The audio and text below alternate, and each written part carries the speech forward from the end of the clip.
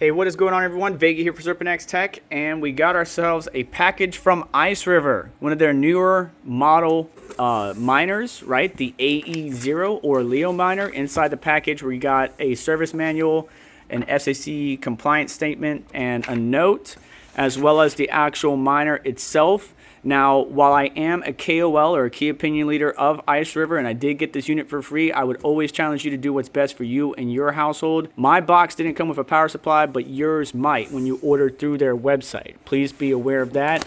And while the links in the description are affiliate links, again, as I always urge everyone, please do what's best for them, their power requirements, their environmental conditions, so on and so forth. So this is the AE0, same form factor that we're familiar with, you know, where we use the RX0, the Caspa miners, the AL0, and so on. But they did make a few changes. I'm not sure why. It feels like a sticker was removed. Yeah, right here. Not sure why that is. We did get 2 more stickers. And this thing does run at the same 19 to 20 volts of basic information like serial number, MAC address, so on and so forth. But the difference is on the sides here. The power port and the Ethernet port were on opposite sides for the other models that I had. But this one, Ethernet, is where the power port would be, and they're both on the same side. So they made some changes to the board internally. We'll have to look at that in a future video. They give us the same warning about hot temperatures to make sure your little ones don't touch it while it's running. And then, of course, the warranty sticker where if you open it up, you can void your warranty depending on the country you're in. Now, this thing does look a little bit dusty, as you can see. So I wonder if it's been running for a bit through QC, so on and so forth. We can speculate on that at a later date and time. Another thing that's new is there's a little Wi-Fi guy right here, which didn't come on any of the other models. I didn't see an antenna in the box, but it's nothing but a simple, like I can swap an antenna from my Helium miner, or maybe I might have a spare one from a computer that had built-in Wi-Fi.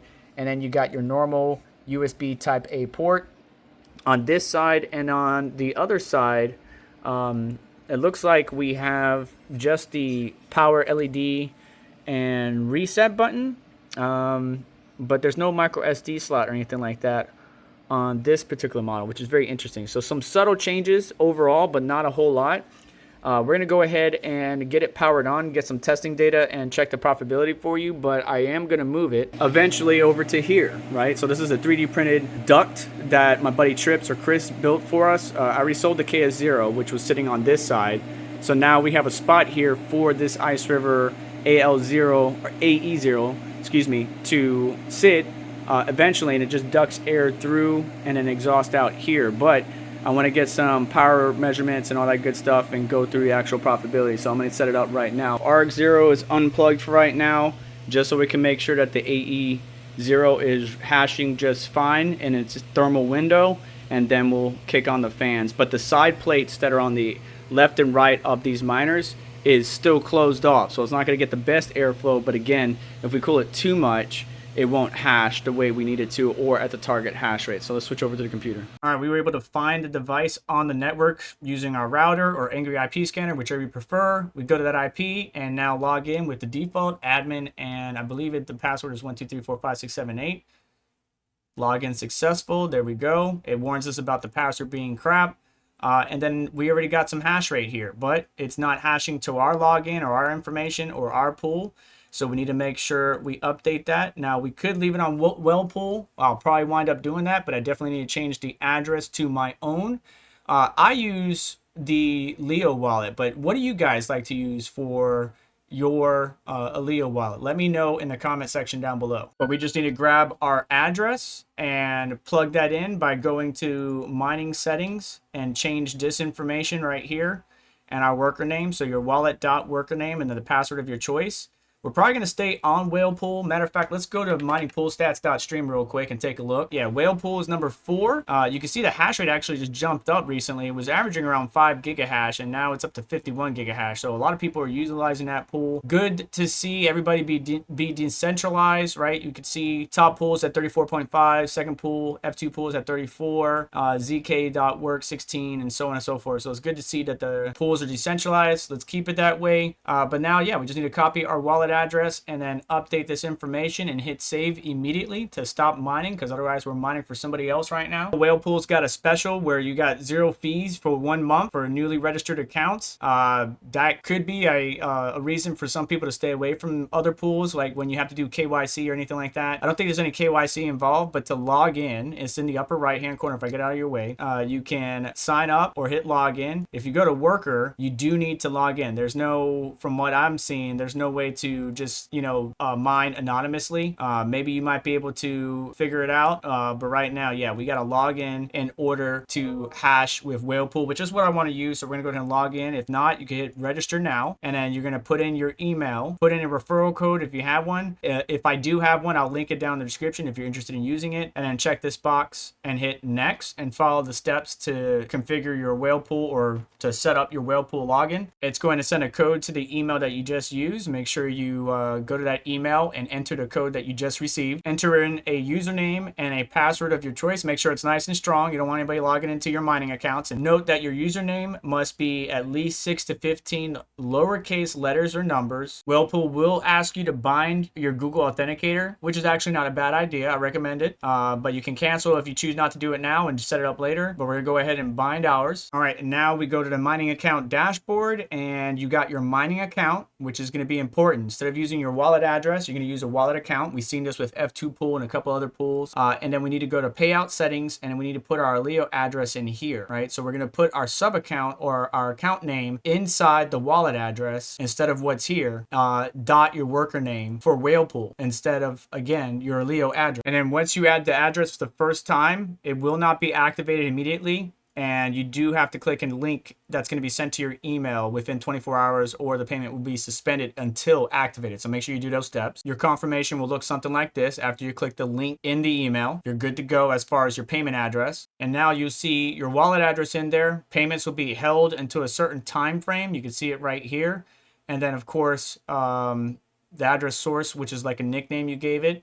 And you can always change this if you want to, but then you want to adjust your minimum amount, how often you want to get paid, how much your miner makes, which will come into effect when we look at profitability. Now we need to go get pool addresses and all that good stuff so we can set up our miner. We're going to click on worker in the upper left, and you can see we got 3 server addresses: EU, US1, Asia. I'm going to use US1 first, then EU, then Asia, just because of my location. And then your worker name is your account name dot whatever name you want to add or whatever password you want to use. So let's plug that in now, just like so. Again, your account name with Whale Pool dot your worker name and then a password that you want. You can just make it whatever you want. Leave it X or test or whatever you prefer. And now we're going to hit save. Now, operation succeeded. We're going to have to wait. It's going to take some time for the worker to actually show up at the pool, but you always want to verify that your worker is showing up at the pool and that you're seeing some hash rate come through. So just be mindful of that. But now just be patient. We're going to go back to the home page. We've looked around these miners before. They're pretty much the same. You can see on the previous address, we're getting around 71 mega hash. We'll have to look at the power draw here in a minute. But the different tabs are IP settings. So the IP address of your device, whether you want to be DHCP or static. User settings, if you want to change the password, which I recommend changing it from 1, 2, 3, 4, 5, 6, 7, 8 to something you want. And then firmware upgrade. But again, PB Farmer hasn't come out with one. But look, we got a new section. Not only do we have miner logs, which I always love, but Wi-Fi settings. Yay! So now we can look up and connect our device wirelessly. As long as we got power somewhere, we can connect wirelessly and not having to run an Ethernet cable. So that's pretty cool. Wish they would have done this with the other miners, but it's great to see Iceriver adding that feature to this particular miner. So let's go look at profitability while waiting for the miner to come online. So on this channel, we already had the Gold Shell AE bot. You can see it's 37 mega hash at 360 watts, making about $5 a day. The profitability has diminished since we've been utilizing this miner. And we'll talk more about that in a second. But you can see that the AE0 does around 60 mega hash, or it's supposed to do 60 mega hash around 100 watts. But what it's showing on the miner is more like 70 mega hash. We have to see what it actually shows at the pool. That's the biggest thing. And what is the actual hash rate at the pool? Local hash rate is important and something to take into account, but the pool hash rate and the submitted shares is what counts. So right now, the AE0 at time of filming is only making around $9.40 a day at the cost of electricity set at 10 cents. Now, if you have a cost of electricity of 15 cents, which is the US national average, you can best believe that it's going to reduce the amount of profitability that you're making a day. So just be mindful of that. Okay, so we went down from 940 a day down to 928 a day in profit. Now this miner right now, ASIC miner value is saying at 550. Matter of fact, let's click on the miner and you'll see some of the vendors available. You can buy directly from Iceriver and their main website. I'll link it down in the description.